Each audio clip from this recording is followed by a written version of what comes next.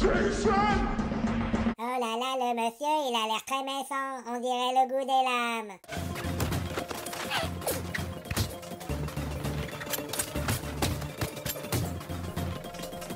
En voilà un que Jason Bourne aurait bien aimé avoir quand il avait la vengeance dans la peau et qu'il était pilote d'hélico. Il serait pas mort pour rien. Mais qu'est-ce que tu racontes, René? Il est pas mort, Jason Bourne. En plus, il sait même pas piloter.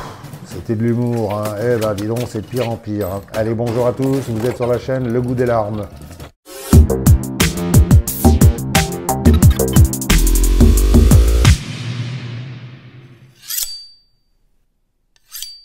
Aujourd'hui, je vous présente un autre couteau de la marque française TB Outdoor, le Vengeur. Alors, pour clarifier tout de suite les choses, ce couteau ainsi que le CAC que j'avais présenté dernièrement m'ont été envoyés par TB Outdoor après qu'il m'ait contacté il y a quelques mois pour me demander si ça m'intéresserait de présenter leur couteau. Et comme depuis un petit moment, j'avais envie de savoir ce que valait ce Vengeur, j'ai profité de l'occasion. Et je les remercie au passage, hein. Et j'en ai également profité pour voir ce que ce CAC était devenu après mes toutes premières impressions à sa sortie. Si vous n'avez pas vu la vidéo, je vous invite à le faire, je vous mettrai un lien en haut de l'écran et en description. Et vu qu'ils ont contacté d'autres chaînes françaises après la mienne, vous risquez de voir passer quelques couteaux TB dans les prochains jours, hein, avec certainement des commentaires très enthousiastes comme d'habitude, hein, vu qu'il y a des commissions à toucher. Bon, moi je vais surtout essayer de vous faire une revue complète de ce couteau et dire honnêtement ce que j'en pense, hein, d'après mon utilisation et d'après mon expérience. Et l'utilisation plus l'expérience, c'est quand même important si vous voyez ce que je veux dire, hein. Et vu qu'il y a pas mal de choses à dire sur ce couteau, la vidéo risque d'être un petit peu longue. Donc, installez-vous bien, quoi. Voilà. Mais d'abord, je vous donne ses spécifications. Il fait une longueur totale de 27 cm, longueur de lame 13 cm 5, longueur de tranchant 13 cm, largeur de lame 29 mm, épaisseur de lame 4 mm, longueur du manche 12 cm 5 sans le brise-vitre, épaisseur de manche 23 mm, la lame est en acier MOX à 58 HRC de forme Tanto avec une émouture sabre, avec serration et un revêtement Black PVD. Le manche est en PA6FV, c'est un polymère chargé de fibres de verre. Son poids est de 259 grammes seul et 347 grammes avec son étui Kydex et la fixation ceinture. Avant d'entrer dans le vif du sujet, je vous montre comment ce couteau est proposé. Alors ceux qui me suivent sur Instagram ont déjà eu un aperçu, hein. Il est fourni dans une mallette en plastique rigide avec un clip de fixation de type Tech-Lock, une petite pierre diamantée dans son étui Kydex, une barrette spéciale qui permet de fixer l'étui sur des passants mollis. Le tire-bouchon que vous avez pu apercevoir n'est pas vraiment fourni, hein, c'était une blague, mais bon, au final, c'est pas une si mauvaise idée, hein. TB Outdoor, si vous m'écoutez, rajoutez ça dans le pack, ça apportera peut-être une petite touche d'humour chauvin. Alors, je ne vais pas vous refaire l'historique de la société TB Outdoor, hein, je vous invite à aller voir la vidéo du CAC que j'avais fait. Ce qu'il faut retenir, c'est que TB, c'est les initiales de Tarerias Bonjean, une société française qui fabrique des couteaux depuis très longtemps et qui fournit l'armée depuis 30 ans. Donc il y a quand même une certaine légitimité dans ce domaine. Le Vengeur a été conçu selon un cahier des charges précis pour les personnels navigants de l'armée. Alors, ce qu'on entend par personnel navigant, hein, c'est pas les hôtesses de l'air, hein, bien sûr. Ce sont des pilotes d'hélico et d'avions appartenant à une branche de l'armée de terre qui s'appelle l'ALAT, A-L-A-T, l'acronyme de Aviation légère de l'armée de terre, qui a été fondée dans les années 50. L'ALAT, en gros, c'est les hélicos qui déposent les troupes sur le terrain, qui viennent les récupérer, qui effectuent des sauvetages et plein d'autres choses un peu plus guerrières, hein. Ça fait partie de l'armée de terre, mais ça regroupe aussi la majorité des pilotes d'hélico des différentes armées. En gros, ce couteau a été élaboré à la demande de l'ALAT selon un cahier des charges précis et avec des spécifications militaires. Pour schématiser, c'est un couteau de survie fait pour se sortir des emmerdements après un crash d'hélico. Et pour ça, il fallait qu'il soit solide, avec un brise-vitre assez sérieux pour pouvoir péter du verre épais et du plexiglas, et une lame dans un acier assez dur avec des serrations pour pouvoir couper des sangles de harnais, des ceintures de sécurité et éventuellement être capable de découper un pare-brise de véhicule dans des situations de secours. Et il fallait aussi un étui qui permet de fixer le couteau de différentes façons parce qu'un pilote coincé dans son cockpit ne peut pas toujours atteindre facilement un couteau fixé à sa ceinture, hein, surtout quand il se retrouve la tête en bas après un crash et qu'il doit s'extraire rapidement. Et comme parfois un pilote peut se retrouver en pleine jungle à attendre des secours ou d'être fait prisonnier, je rigole, hein. Il fallait de quoi faire flamber l'hélico. Donc il y a un fire steel caché dans le manche. Je rigole, hein. Et bien sûr, il fallait aussi que ce couteau soit un bon couteau de combat pour pouvoir se défendre contre des bêtes sauvages ou des ennemis assoiffés de sang, hein, ou le contraire. Alors je ne suis pas pilote d'hélico ni d'avion, j'aurais bien aimé d'ailleurs, hein, ça m'aurait évité de ramper sur les cailloux et dans la boue pendant des années, mais à première vue, sur le papier, ce Vengeur a l'air d'être plutôt bien pensé, hein. Alors, quand on parle de couteau de survie conçu pour les pilotes d'hélicoptères, c'est difficile de ne pas citer le roi du genre, le boss, le patron, le Johnny Hallyday des couteaux de survie, celui qui a fait rêver des générations de passionnés de belles lames, j'ai nommé le SI RC5, qui pour la petite histoire, vrai ou romancé, je ne saurais pas le dire exactement, a été conçu pour les pilotes d'hélicoptères américains qui participaient à la lutte anti-narcos en Amérique du Sud et qui avaient tendance à se cracher régulièrement dans la jungle.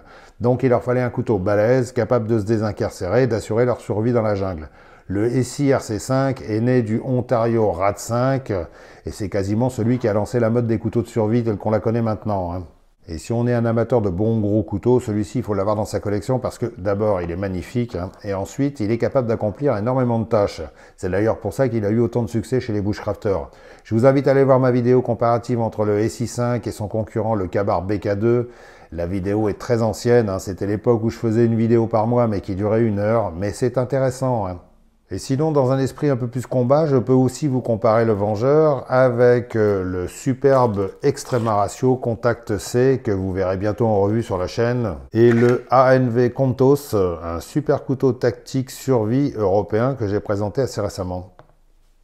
Bon, alors pour ceux qui ont une vision surtout bushcraft d'un couteau fixe, je préfère le dire tout de suite, la forêt c'est pas son terrain de prédilection.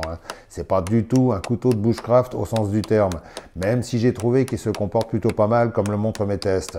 Et même si la forme de sa lame assez géométrique avec sa pointe tanto se prête pas trop au travail du bois, il se débrouille assez bien. Par contre, si vous aimez vous tailler des cuillères, laissez tomber, la pointe tanto c'est pas la plus pratique pour ça. Mais pour tout ce qui est travaux de bâtonnage, coupe à la volée, refente, feather stick, il se débrouille très bien. J'ai même été assez étonné. Et j'ai même trouvé que son manche n'est pas trop glissant et se barre pas trop dans les coupes à la volée. Je m'attendais à pire. Toutefois, il faut quand même mieux utiliser une dragonne, parce qu'au bout d'un certain temps de travail, en général, on a la main qui fatigue, donc on a tendance à relâcher sa prise. Et parfois, le couteau se barre, et parfois il se barre dans la tronche de quelqu'un en face. Donc c'est plus prudent d'utiliser un bout de paracorde. Et tant qu'à faire, mieux vaut prévoir un bout de paracorde facile à mettre et à enlever, parce que comme c'est un couteau aussi de tactique et de combat, un couteau de combat, on lui fout pas une dragonne aux fesses. C'est une image. C'est le meilleur moyen de se retrouver empêtré dedans et se blesser. Donc si ce couteau se comporte assez bien en forêt, en ce qui concerne la survie, par contre, je me permets d'être un peu dubitatif.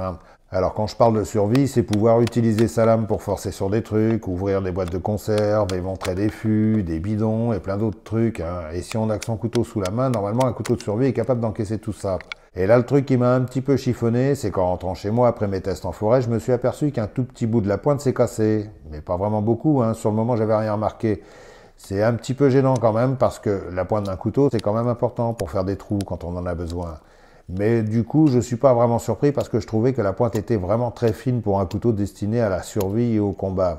Et là, ça a juste cassé sur du bois. J'ai même pas eu besoin de percer une carlingue d'hélico ou de transpercer un méchant en tenue de combat. Bon, c'est pas un drame non plus, c'est qu'un tout petit bout, vraiment très très petit, et je pense pouvoir refaire la pointe facilement sur un affûteur. Mais quand même, si j'avais une petite suggestion à faire à TB Outdoor, ce serait de revoir un peu la forme de cette pointe pour la rendre un peu moins fragile. Parce qu'en principe, l'intérêt des pointes tanto, c'est justement de pouvoir tout traverser. Elles ont été conçues pour ça au tout départ au Japon, pour pouvoir percer les armures de samouraï. Et quand Cold Steel, dans les années 80, a sorti la version American Tanto, qui est celle que tout le monde connaît maintenant, d'ailleurs, dès qu'on dit tanto, on pense à cette forme, c'était dans le but de passer à travers quasiment n'importe quoi. Il suffit d'aller voir tous les tests que Cold Steel et d'autres ont fait avec cette forme de lame en perçant des capots de bagnole, des portières de bagnole, et pas des Peugeot ou des Renault, de la bonne grosse caisse américaine. Mais bon, même si un tout petit bout est parti, il en reste quand même assez pour faire très bobo aux méchants.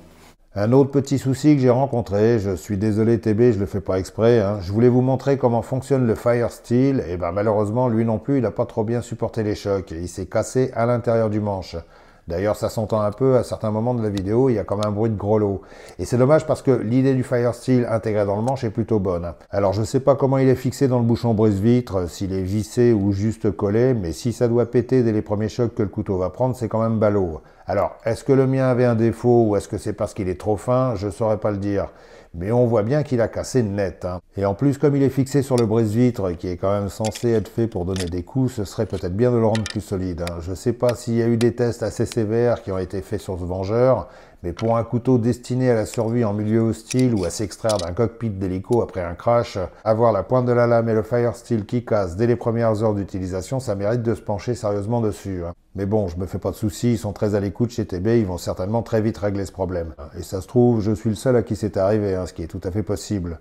Mais sinon, le petit bout de Firesteel qui reste fonctionne parfaitement, il faut juste le tenir fermement, quoi.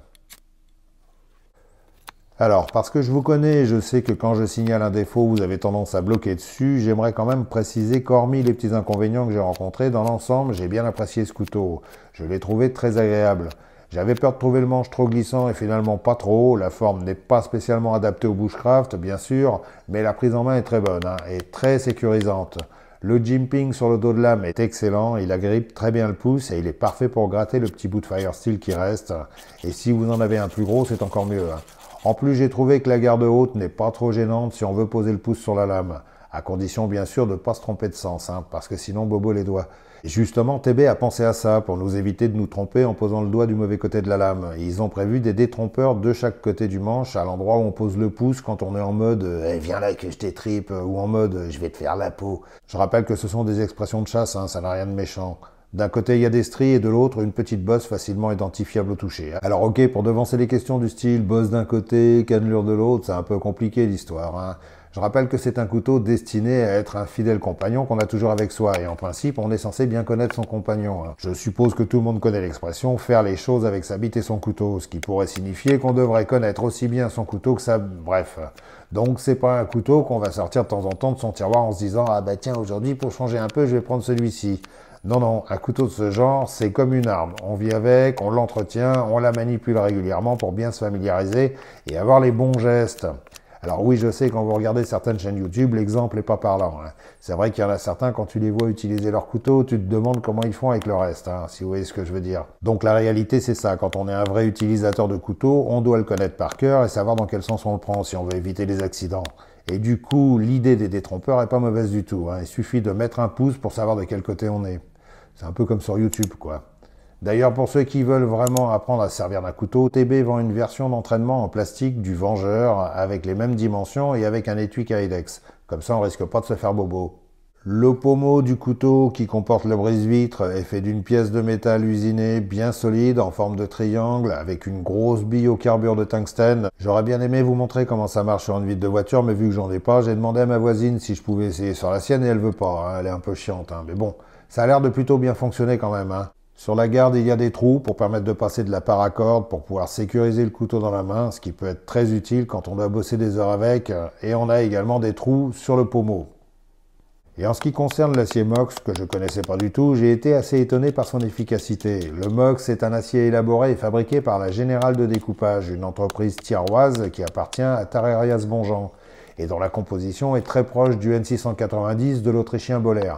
Alors, avec une dureté annoncée de 58 HRC, je ne m'attendais pas à un truc très folichon. Et finalement, je l'ai trouvé pas mal du tout. J'ai laissé le couteau dans son jus depuis que je l'ai testé en forêt, ça fait plusieurs jours. Oui, je sais, ça se fait pas de laisser sa lame sans la nettoyer, mais bon, je voulais voir justement comment il résiste à l'oxydation. Et en regardant de près le tranchant, il n'a pas bougé. Il n'y a aucune trace d'oxydation et il coupe encore pas mal du tout. Bon, c'est sûr que si vous avez l'habitude de vous raser avec votre couteau, ça va quand même demander un petit passage à la pierre. Mais sinon, il a très bien tenu. Mais si on se retrouve avec plus de tranchant du tout, TB fournit une petite pierre diamant dans son petit étui en Kydex. Alors, je vais être clair, c'est pas la pierre que vous allez utiliser le plus. Elle n'est pas vraiment faite pour lui repoudrer le nez de temps en temps comme on peut faire avec une petite céramique. Elle est plutôt faite pour se dépanner quand on est sur le terrain et qu'il n'y a plus rien qui coupe. Les pierres diamantées, c'est très efficace, mais c'est super agressif pour les tranchants fins. Donc si vous aimez les tranchants rasoir, c'est pas ça qu'il faut utiliser. Je vais encore me faire des copains, mais de toute façon, le tranchant rasoir, c'est un truc de youtubeur qui sait pas quoi dire d'autre sur un couteau. Sur le terrain, le tranchant rasoir, on s'en bat les coronesses. On veut juste que ça coupe bien et que ça résiste. D'ailleurs, si vous aimez vraiment avoir le tranchant fin, je vous recommande un truc dans ce genre, là, avec deux petites céramiques, c'est archi simple et ça prend pas de place dans la poche. Mais par contre, si la lame coupe très mal, voire plus du tout, cette petite pierre diamant va tout de suite lui redonner le sourire. Et en plus, on peut lui refaire les dents facilement.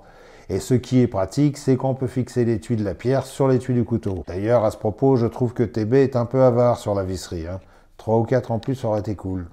Alors, la question qui revient souvent quand on parle de couteau, c'est serration ou pas serration. Moi, personnellement, j'ai pas trouvé celle-ci trop gênante. Pour la taille de bois et même pour les feather sticks, ça passe plutôt bien. En général, les serrations, c'est pas trop adapté au travail du bois, mais ça dépend aussi pas mal de leur forme. Mais là, rien à dire, elles sont pas trop agressives et pas trop mal placées, ça fonctionne plutôt bien.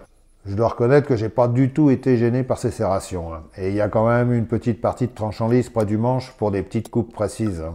Alors, dans la série Les tests à la con, que certaines chaînes d'experts vous expliquent de façon très scientifique pour montrer qu'un couteau ça coupe, que l'eau ça mouille et que le feu ça brûle, j'ai dû répondre à une agression sauvage d'une bande d'endives assoiffées de sang. Je parle de vraies endives. Et j'ai trouvé que cette lame se défendait plutôt bien. Et ça après une après-midi en forêt quand même. Donc ça coupe encore pas mal du tout. Et comme il y a un petit sillon hémorragique sur une des faces, elles sont mortes assez vite sans trop souffrir. D'ailleurs on les entend pas du tout crier. Et sinon pour tout le reste, paracorde, carton, etc., c'est redoutable. Dans l'ensemble, je dois reconnaître que c'est une bonne lame et qu'elle assure pas mal dans pas mal de domaines. Hormis le petit problème avec la pointe que j'ai eu au tout début. L'étui Kydex est de bonne qualité, il est bien fabriqué, la rétention est très correcte et il est totalement ambidextre, d'où l'intérêt des détrompeurs sur le manche d'ailleurs. Et il est assez intéressant en ceci qu'il est assez fin et vous allez vite comprendre pourquoi. TB a élaboré un système de sécurisation du couteau par bouton pression. Et c'est justement une des choses qui m'intéressait sur ce couteau, j'avais encore jamais vu ça. Et je crois que TB a breveté ce système. En gros, de chaque côté du manche, il y a des grosses pressions femelles, et sur l'étui, il y a le bouton mâle. Et quand le mâle est bien enfoncé dans la femelle, ne rigolez pas, on peut pas du tout sortir le couteau de l'étui. Si on veut le sortir, il faut glisser un doigt derrière, ne rigolez pas, entre le manche et l'étui pour le débloquer. Alors, c'est une habitude à prendre, mais je trouve pas ça si idiot que ça, parce que si on veut vraiment sécuriser son couteau, on pousse le bouton à fond, et là c'est solidement verrouillé, ça bouge plus du tout. Et pour le défaire, ça va demander une action assez forte. Comme ça, si vous croisez un méchant qui aurait dans l'idée de vous piquer votre couteau, il peut toujours tirer, ça viendra pas. Par contre, si on effectue des travaux autour d'un camp et qu'on veut juste garder le couteau prêt à bondir de son étui, il suffit de laisser faire l'élasticité du Kydex. Quand on rengaine le couteau, il va pousser légèrement le bouton dans le trou, mais sans aller à fond. Ça empêche le couteau de se barrer tout seul et on peut le désengager super facilement avec le bout du doigt. C'est pas mal et je dirais que c'est même assez malin parce que souvent ce qu'on rencontre sur d'autres couteaux de ce genre, c'est la traditionnelle bride à pression ou à velcro qui vient entourer le manche. Ce qui fait que c'est pas toujours super pratique quand on doit le sortir ou le rentrer 50 fois de suite. Sur les couteaux de combat, en général, quand on sait qu'on va en avoir besoin, on s'arrange pour défaire la bride à l'avance. Ça se fait comme ça depuis des lustres. Et ça a ses avantages et ses inconvénients. Mais là, cette option est pas mauvaise du tout. Par contre, pour pouvoir utiliser correctement ce système, et c'est là où je voulais en venir, c'est qu'il faut pas que le Kydex soit trop épais. Sinon, bonjour la force qu'on sera obligé d'exercer à chaque fois qu'on voudra défaire le bouton pression. Et il est bien balèze. En général, je suis plus partisan des Kydex épais. Celui-ci, je le trouve un poil fin, mais bon, il faudrait que je porte ce couteau sur moi pendant plusieurs jours dans différentes circonstances pour vraiment me prononcer sur le côté vraiment pratique de ce système. Mais là, à première vue, je trouve ça pas mal du tout. Et l'étui est dessiné de telle manière qu'on arrive assez facilement à rengainer le couteau au pif sans être obligé de regarder ce qu'on fait en général. Dans l'ensemble, mon impression sur ce système est plutôt positive. Le passant ceinture est bien large et bien raide, et c'est une bonne chose parce qu'il n'y a rien de plus chiant qu'une boucle trop molle qui fait que le couteau ballotte contre la jambe, comme ce Real Steel Gardaric par exemple. Ça fait des années que Real Steel persiste à foutre des bouts de ceinture de sécurité sur ses étuis, j'ai toujours trouvé ça super nul. Une boucle bien épaisse et bien rigide, c'est quand même nettement mieux, surtout si on doit dégainer à la Lucky Luke. L'ensemble est entièrement démontable et tout autour de l'étui, il y a assez de découpes et de rivets pour pouvoir trouver sa position favorite et installer le couteau comme on veut. Et à l'arrière de la boucle, il y a deux petites pressions mâles. J'ai toujours pas compris à quoi elles servent. Si vous avez une idée, je suis preneur. Autrement, pour permettre de fixer son couteau comme on le souhaite, TB fournit dans la mallette un tac clip. C'est une version espagnole des systèmes américains Tek-Lok ou chinois Dots. Le principe est le même, il y a plein de trous pour fixer l'étui dans le sens qu'on veut, deux barrettes qu'on peut déplacer pour régler la largeur d'une ceinture et un système d'ouverture verrouillable par un petit loquet. C'est un système qui permet une bonne modularité si on veut porter son couteau à l'horizontale ou en incliné, et ça laisse pas mal de possibilités. Et si on préfère fixer son couteau sur son gilet tactique ou sur les passants molles d'un sac, il y a aussi une petite barrette en Kydex fournie avec un système de vis qui permet de le mettre et de l'enlever facilement sans outil. Alors, parlons prix un peu. Ce Vengeur coûte quand même la bagatelle de 299 €, pour ne pas dire 300. Ce qui est quand même un petit budget. Et la question qui se pose, c'est est-ce qu'il les vaut vraiment, ces 299 €? Alors, je réponds tout de suite oui et non. En fait, tout dépend de la façon dont vous jugez les qualités d'un couteau qu'on vous présente sur YouTube. Surtout quand il est présenté, comme on peut voir souvent, avec un enthousiasme exagéré, doublé d'un intérêt évident pour les commissions à percevoir, si vous voyez ce que je veux dire. Donc, en étant le plus honnête possible, je dirais que pour l'immense majorité des situations, qu'on peut rencontrer si on est un professionnel de domaines divers ou un militaire, il est franchement pas mal. Il faut bien se mettre dans le contexte que c'est un couteau fabriqué suivant un cahier des charges sérieux, correspondant à des spécifications militaires, tout ce qu'il y a de plus sérieux. C'est pas un jouet de vitrine, c'est pas un couteau pour jouer aux guerriers au fond du jardin de Pépé, c'est un couteau qui a demandé pas mal d'études, qui a pris du temps à élaborer et qui présente quelques originalités intéressantes. Et surtout qui est entièrement fabriqué en France et en utilisant des matériaux français. Donc tout ça, ça a forcément un prix. Et tous ceux qui ont la chance d'avoir un travail savent qu'en France, ce qui coûte le plus, c'est la main-d'œuvre. Bah oui, logique, faut bien payer les 6 semaines de congés par an, les congés parentaux, les absences pour maladie, les heures sup payées double, etc. etc. Faut pas oublier qu'ici c'est la France, et on a tellement pris l'habitude de voir des couteaux chinois qu'on se rend plus trop bien compte du prix réel d'un couteau en France. Donc concrètement, hormis les petits inconvénients que j'espère être le seul à avoir rencontrés, je trouve le prix un petit peu élevé quand même. À 250 balles, il aurait été mieux. Mais bon, si on n'est pas gêné à chaque fin de mois et si on aime les couteaux qui sortent de l'ordinaire, bien pensés, bien solides, et si on a envie d'encourager l'industrie française, je dirais que c'est un bon investissement. Et j'espère que TB va très vite rectifier ses petits inconvénients et revoir sa politique de garantie que je trouve un petit peu light quand même pour un couteau de ce prix. Allez, je vous remercie d'avoir regardé cette longue vidéo, j'espère qu'elle vous a intéressé. J'ai donné un avis honnête et sincère comme d'habitude.